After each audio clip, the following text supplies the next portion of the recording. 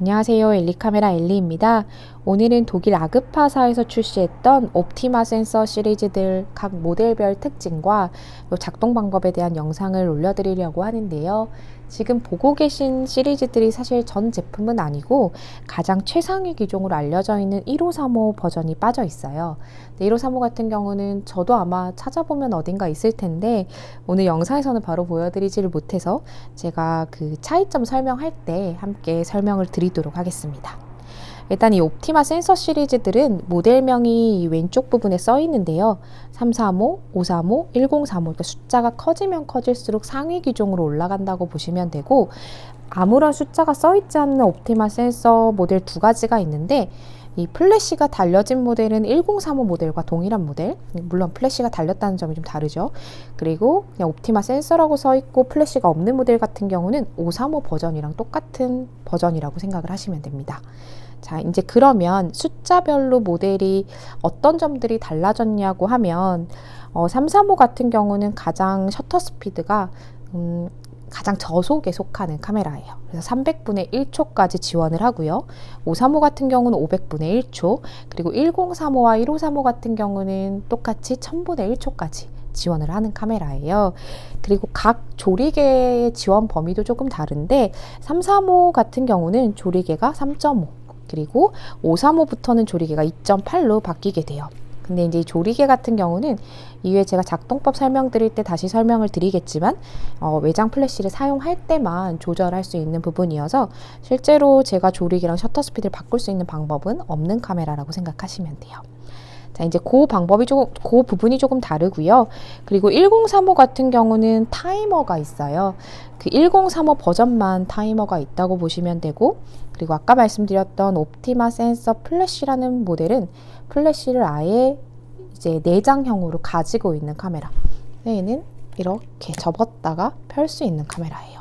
근데 따로 탈부착이 되지는 않고요. 그 나머지 버전의 카메라들 같은 경우는 플래시를 탈부착할 수 있는 방식의 카메라들이라고 보시면 됩니다. 그럼 제가 이제 실물을 보여드리지 못한 그 최상위 기종의 1535 같은 경우는 어떤 점이 다르냐면 그 1535 버전만 유일하게 레인지 파인더라고 하는 초점을 볼 수 있는 파인더를 달고 있어요. 나머지 옵티마 센서 시리즈들은 거리를 계산하셔야 되는 목측식 카메라인데 그 1535 버전만 조금 편하게 초점을 볼 수 있는 카메라라서 보통은 이제 그 점 때문에 최상위 기종이라고 얘기를 하고 있고요. 근데 이제 335 버전은 그러면 조리개도 조금 어둡고, 그리고 셔터 스피드도 낮고, 또 한 가지 좀 차이점들이 있는데 335 버전만 그 렌즈가 싱글 코팅 렌즈를 달고 있어요. 그 이후의 렌즈들 같은 경우는 이제 멀티 코팅으로 바뀌게 되는데 이 부분도 제가 작동법 설명드릴 때 다시 한번 설명드리도록 할게요.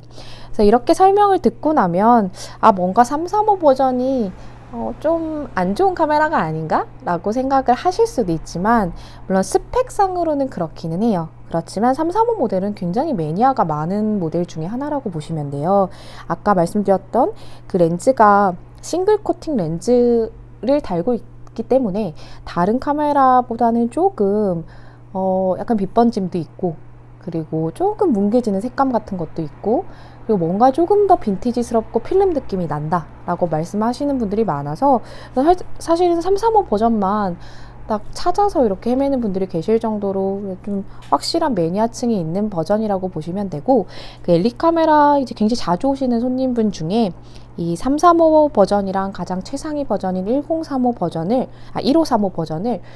두 개 다 구매를 하신 분이 계세요. 그래서 두 모델로 촬영을 하셔서 사진 결과물이 어떻게 다른지를 이제 포스팅을 하신 분이 계신데, 제가 오늘 유튜브 찍을 때는 미리 사전에 사진을 함께 이렇게 공유할 수 있는지를 물어보질 못해서 유튜브에서는 보여드리진 못하지만 따로 저한테 이제 연락을 주시거나 아니면 엘리카메라에 오신다고 하면 제가 그 1535와 335 버전의 동일한 장소에서 찍은 사진이 어떻게 다른지 그것도 한번 보여드리도록 할게요.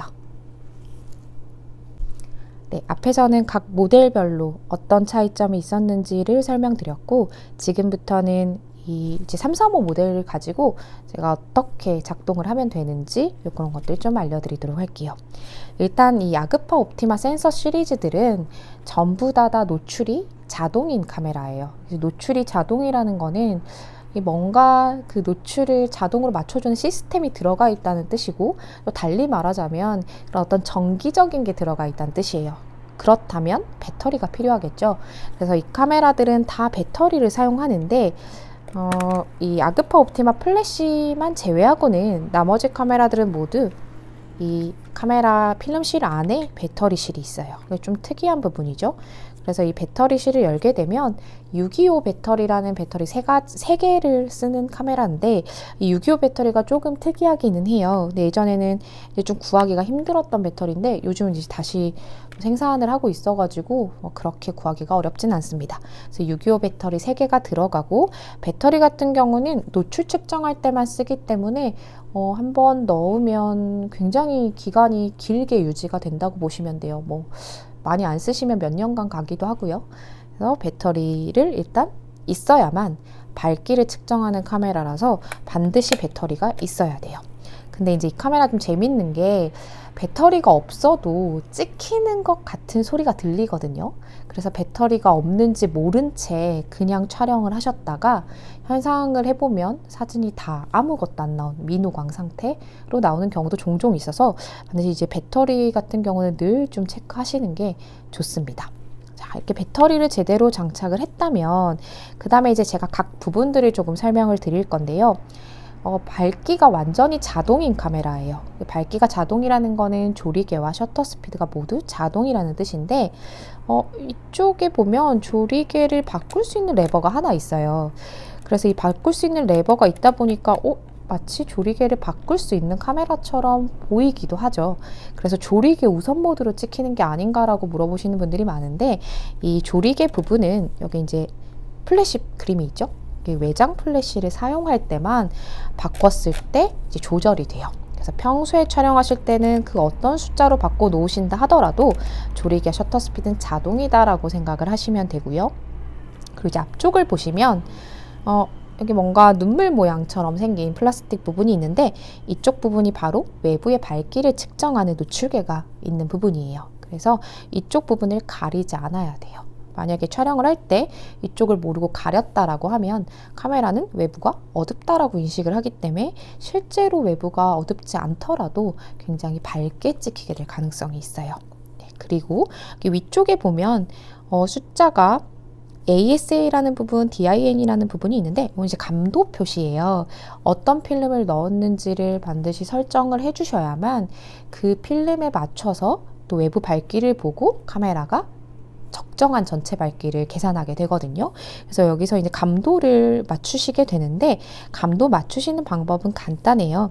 이 렌즈 주변부에 살짝 튀어나와 있는 부분 2개를 이렇게 잡으신 다음에 링을 돌려주면 숫자가 400부터 200, 100, 50, 25까지 이렇게 이제 감도를 조절하실 수가 있습니다.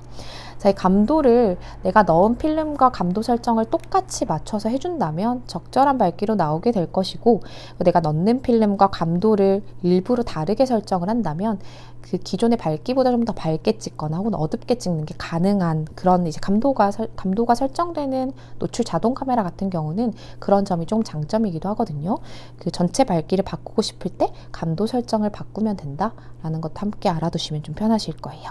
자, 그 다음에 이 링이 하나가 더 있는데, 이제 여기 보면 뭔가 심볼이 보이죠? 사람과 그리고 이렇게 산 모양. 자, 이 부분은 초점 링이에요. 근데 이제 제가 카메라 살짝 뒤집어 보면 무한대부터 시작해서 무한대가 이제 마지막이겠죠? 0.9부터 시작해서 무한대까지 옮길 수가 있는데, 바로 이 부분이 초점의 거리를 맞추는 부분이라고 보시면 돼요. 자, 초점의 거리를 왜 맞춰야 되냐면, 이 카메라 같은 경우는 거리를 계산해야 되는 목측식 카메라이기 때문에 우리가 매번 촬영을 할 때마다 피사체와 나 사이의 거리를 직접 눈으로 계산해서 거리를 맞춰주셔야 된다는 뜻이에요. 근데 이 거리 맞추는 게 맞았는지 안 맞았는지 파인더를 통해 볼 수는 없어요. 그렇다면 목측식 카메라들은 왜 파인더를 가지고 있냐면 이 정도 프레임으로 나올 거다라는 역할밖에는 못해요. 이 뷰파인더가. 그래서 실제로 초점 같은 경우는 내가 거리를 직접 눈대중으로 이렇게 맞추셔야 되고 현상을 해보셔야만 그 거리가 맞았는지 안 맞았는지 알 수가 있다라는 점도 이제 조금 공부가 필요하겠죠. 공부라기보단 거리감에 대한 약간 연습이 조금 필요한 카메라입니다. 그래서 이제 가장 작은 숫자 0.9m는 90cm, 카메라는 최소 거리가 90cm고요.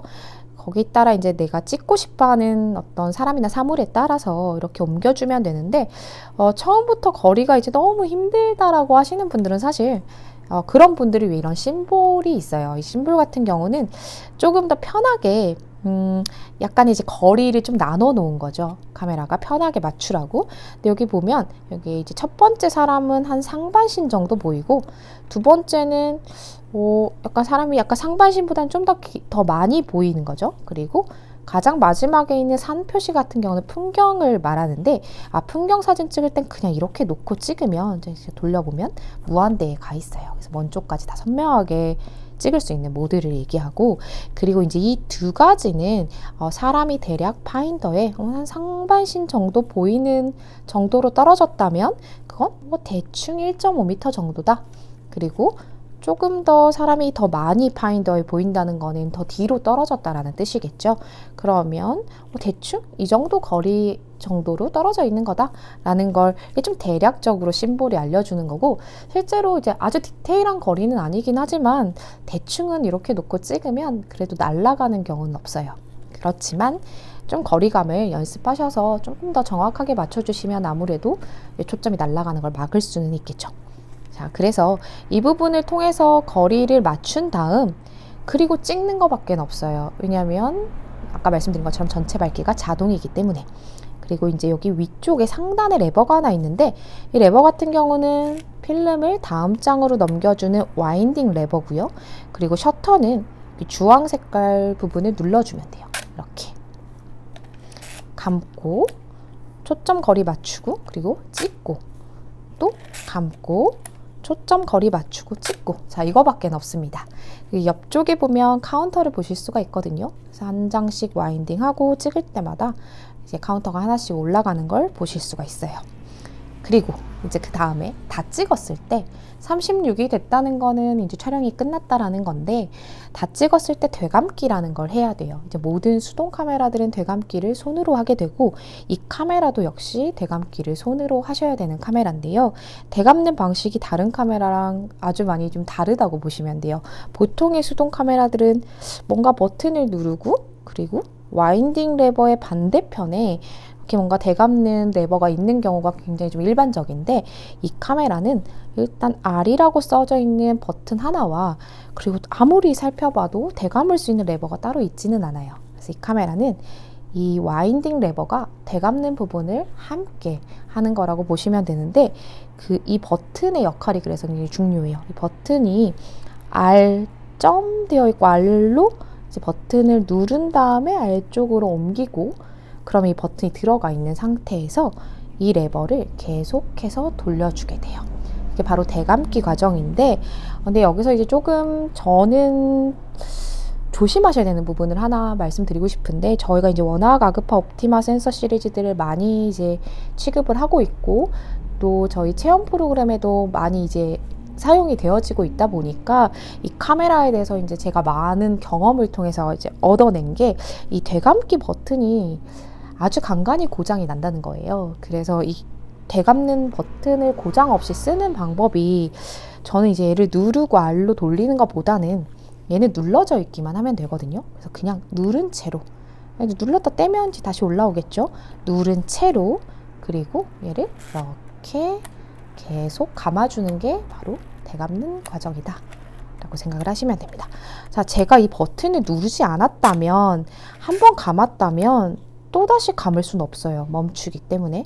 이제 이 레버가 계속 움직이는 거는 이 버튼을 눌렀기 때문에 계속해서 다시 이제 감을 수 있다는 뜻이고, 되감을 때 누른 채로 이렇게 계속 끝날 때까지 반복을 해주는 겁니다. 자, 물론 이 버튼을 눌러서 R방향으로 하셔도 돼요. 하면 안 되는 건 아니지만 제가 말씀드린 것처럼 좀 고장의 그걸 좀 피하기 위해서 제가 좀 드리는 팁 중에 하나예요. 그래서 이제 꾹 누른 다음에 돌리는 게 조금 더 편한. 네. 그리고 나면 그 다음에는 별다른 버튼이 없어요. 제가 다 설명을 드렸거든요. 와인딩 레버, 대감을 때 쓰는 버튼, 그리고 이쪽 부분이 초점의 거리, 그리고 가장 안쪽이 조리개를 바꾸는 부분이지만 얘는 이제 플래시를 사용할 때만, 그리고 앞쪽에 여기가 노출을 보는 부분, 그리고 이쪽 부분이 감도 설정하는 부분. 이제 이렇게 되면 카메라는 끝났고요. 굉장히 좀 작은 카메라예요. 거의 제가 손이 좀 큰 편인데요. 그냥 손바닥만한 딱 사이즈고 굉장히 가벼운 편의 카메라라고 보시면 되고요. 그리고 뭔가 이런 조작법이 어렵지 않아서 쉬운 수동 카메라, 약간 반수동, 반자동 카메라를 찾는 분들에게는 굉장히 좀 좋은 옵션 중에 하나가 아닐까라고 생각을 합니다. 자, 이제 필름을 한번 넣어 볼 건데요. 필름을 넣을 때는 이쪽 옆부분에 있는 이제 레버를 딱 내리게 되면 얘가 열리고 아래쪽도 같이 이렇게 열어지게 돼요. 필름을 넣을 수 있게 얘가 이렇게 있다가 이렇게 같이 열어지게 되는 거거든요. 그래서 이 상태에서 필름을 넣고 그리고 아래쪽 바닥은 올려주게 돼요. 그리고 필름을 조금 뽑을게요. 자, 너무 많이 뽑진 않아도 돼요. 자, 그리고 여기 화살표, 흰 색깔로 화살표가 있는데 그 속에 한번 넣어 보겠습니다. 제가 왜 너무 많이 뽑지 않아도 된다고 말씀드렸냐면, 이게 너무 많이 뽑아서 넣으려고 하다 보면 이게 뚜껑을 연 상태에서 우리가 어느 정도 돌아가는 걸 보고 닫게 되는데, 이게 너무 많이 뽑으면 이게 제대로 안 넘어가더라고요. 그래서 그냥 이 정도만 넣은 상태에서 그 앞쪽 부분에, 필름의 이제 앞쪽 부분에 톱니바퀴가 위아래로 두 개가 있는데 필름 위아래 구멍에 일단 이렇게 들어가게 해주시고, 가끔씩 이렇게 그냥 닫아버리는 분들이 계시긴 해요. 근데 그냥 닫으면 뭔가 약간 안심이 안 되는 느낌? 그래서 저는 이 상태에서 한번 레버를 조금 감아보면서 이상 없이 잘 들어가고 있는지 확인하고 나서 닫도록 할게요. 자, 이제 레버를 한번 감아 볼 건데, 감기 전에 감을 순서인지 찍을 순서인지가 헷갈리면 이제 셔터를 한번 눌러줬다가 이제 감는 것도 하나의 방법이죠. 자, 이제 제가 레버를 감아 볼게요. 자, 감을 때 지금은 제가 필름을 밀고 있는 게 아니에요. 저는 이 톱니만 빠지지 않게 누르고 있는 거지, 레버에 따라진 필름이 이렇게 안으로 들어가고 있거든요. 자, 이 정도만 보면 괜찮아요. 그리고 이 레버를 제가 손을 놓지 않고 있는데, 자, 이 상태에서 닫은 다음에 레버를 끝까지 감아주도록 할게요. 자, 레버를 왜 중간에 놓지 않았냐면, 이것도 역시 아그파 옵티마 센서들이 간간히 와인딩 레버가 걸리는 증상이 있어요. 그래서 저 같은 경우는 이 와인딩 레버가 걸리는 증상이 언제 좀 많이 저는 확인을 했었냐면, 얘를 이렇게 끝까지 감지 않고 놨다가 다시 이렇게 감는 걸 몇 번 반복했을 때, 그래서 사실 레버는 한 번 감았다면 그냥 끝까지 한 번에 밀어주는 게 가장 좋아요. 그래서 이제 아까 연 상태에서 물론 끝까지 밀어도 되긴 하지만 굳이 그렇게까지 필름을 뺐을 필요는 없어서 어느 정도 잘 들어가는 걸 확인했다면 손을 놓지 말고 뚜껑 닫고 끝까지 돌려주는 이런 방식들로 찍어주시는 게 조금 더 나으실 것 같아요. 자, 이제 한 번은 제가 셔터를 눌렀고 다시 한번 감을 때 이렇게 감는데 필름이 있을 때 없을 때 느낌이 조금 다르거든요. 근데 잘 들어갔는지 확인을 하고 싶을 수 있겠죠, 당연히. 그래서 잘 들어갔는지 확인을 하는 방법이, 바닥 쪽을 보면 여기 은색깔로 뭔가 살짝 무늬들이 보이는 부분이 있어요. 자, 이 부분이 제가 와인딩을 할 때 변화를 한번 보시면 돼요. 혹시 보셨을까요? 이 영상에 보였을까요? 같이 돌거든요. 아래쪽 바닥이. 그래서 같이 돈다는 거는 필름이 잘 들어갔다는 뜻이에요. 그래서 한 번씩 필름을 넣고 나서 뭔가 내가 필름 넣은 거에 대한 확신이 없을 때는 바닥을 돌려서 보시는 것도 한 가지 또 좋은 팁 중에 하나입니다. 자, 이제 이렇게 해서 36장 다 찍었다면 위에 버튼을 누르고, 그리고 제가 아까 말씀드린 것처럼 이렇게 계속 되감아주게 되겠죠. 자, 다 감아지면 손에 느낌이 오거든요. 뭔가 굉장히 다 감아졌구나 하는 느낌이 와요. 자, 지면 한번 열어볼게요. 열면 이렇게 필름만 남아있죠. 자, 이 상태에서 필름을 빼면 이제 현상을 하실 수가 있는 겁니다. 자, 이렇게 오늘 그 아그파 옵티마 센서의 작동법과 필름 넣는 법 그리고 모델별로 차이점들을 설명을 드렸고요. 개인적으로는 굉장히 좋아하는 카메라 중에 하나예요. 많은 분들이 또 영상을 본다는 거는 이 카메라를 어디선가 이제 구하셨다라는 뜻이니까 혹은 또 구매를 하고 싶다는 뜻이겠죠. 근데 카메라 같은 경우는 항상 꼭 체크하셔야 되는 부분은 노출계가 정상적으로 작동되고 있는지, 노출 시스템이 정상적으로 작동되고 있는지를 꼭 체크하셔야 되는데, 외부가 굉장히 깔끔하다고 하더라도 배터리를 다 넣었는데도 외부 밝기에 따라서 이 노출이 달라지지 않는다라고 하면 문제가 있는 거거든요. 그래서 그런 부분을 좀 잘 체크하셔가지고 보시는 게 좋고, 또 실제로 필름을 넣고 빼는 과정에 고장이 간간히 있는 모델이기 때문에 그냥 단순히 겉만 보고 사면 안 되는 모델이기는 해요. 그래서 조금 이런 조작이나 아니면 이렇게 이제 넘어가고 되감아지고 하는 메커니즘 같은 것들에 대한 이해도가 조금 있는 상태에서 거래를 하시는 게 아마 조금 더 좋으실 거예요. 아니면 이제 믿을 만한 엘리 카메라 같은 곳에 오셔도 되겠죠? 네. 네, 그러면 오늘도 영상을 봐주셔서 감사하고, 제가 영상을 몇 가지를 더 올릴 예정이라서 또 도움이 되는 또 많은 영상이었기를 바라겠습니다. 감사합니다.